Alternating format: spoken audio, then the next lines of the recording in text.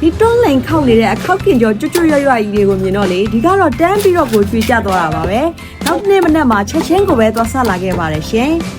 ဆိုင်လေးကအခောက်ကင်ကျွတ်ကျော်နဲ့ပေါ့နော်တွဲရောက်တဲ့ထမင်းပေါင်းနိုင်လေးပါဆိုင်လေးကဒီအခောက်ကင်ကျွတ်ကျော်ကြီးတွေကြောင့်ပဲပေါ့နော်လက်တလောလိုင်းပေါ်မှာနာမည်ရပြီးတော့လူပြောများလာတဲ့ဆိုင်လေးပါရှင်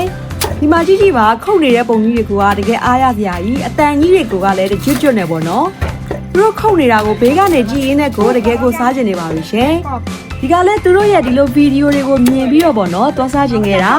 ကြည့်ရတာတခြားလူတွေလည်းဒီလိုမျိုးတွေမြင်ပြီးတော့လာစားရင်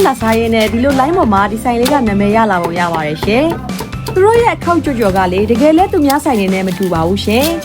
ပထမဆုံးအမြင်ရမှာရင်ကိုပေါ့နော်သူတို့ရဲ့အခောက်တွေကလုံးဝကိုပဲကျွတ်ရွနေတဲ့ခြားဆိုင်နေနဲ့ကိုမတူဘူးတမူထူးကြနေပါတယ်ရှင်နောက်တစ်ခုအစီပါဝယ်မှုပေါ့နော်အစီကလုံးဝကိုမပါသလောက်နဲနေတယ်အသားတွေကလည်းလုံးဝကောင်းပြီးတော့အသားကောင်းတွေတုံထားမှန်းသိတာတယ်ပေါ့နော်ဆိုင်ကအခောက်ကင်ထမင်းပေါင်းအဓိကရောင်းတဲ့ဆိုင်ကလေးပါရှင်အခောက်ကင်ကြီးပဲတီးတန့်ဝယ်ခြင်းလဲသူတို့ရောင်းပေးပါသေးတယ်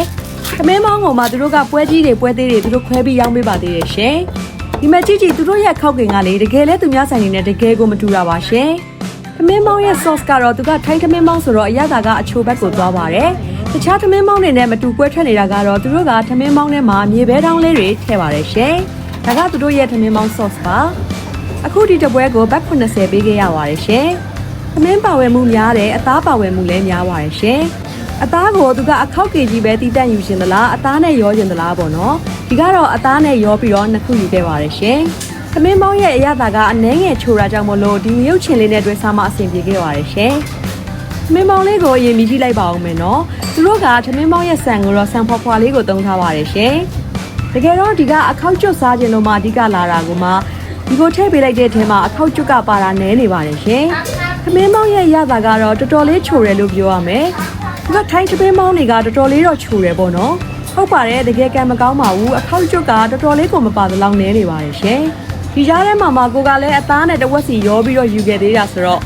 ဒါပေမဲ့သူကအခောက်ကျွတ်ကတာမပါဘူးပေါ့နော်အောက်ကအသားတွေကတော့အရန်ကောင်းနေပါတယ်ဒီမှာအခောက်ကျွတ်ကလေးကတော့နှစ်ဖက်လောက်တော့ပါတယ်ပေါ့နော်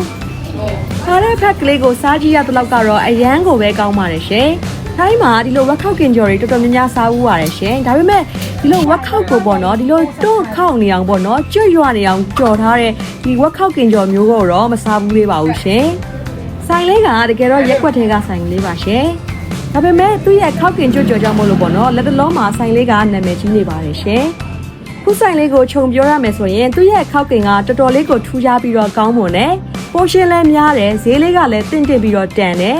ဒါပေမဲ့ထမင်းပေါင်းလေးကတော့နည်းနည်းလေးချိုနေပါတယ်ရှင်ထိုင်းထမင်းပေါင်းအချိုစားတတ်ရင်တော့ဒီဆိုင်လေးကအဆင်ပြေနိုင်မှာပါရှင်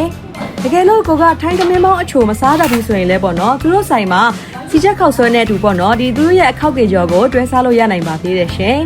ဘာမှမဟုတ်ဘူးဆိုရင်လည်းဒီအခောက်ကင်ကျော်ကြီးပဲပေါ့နော်ထမင်းပြူလေးနဲ့လည်းတွဲစားလို့ရနိုင်ပါသေးတယ်ရှင်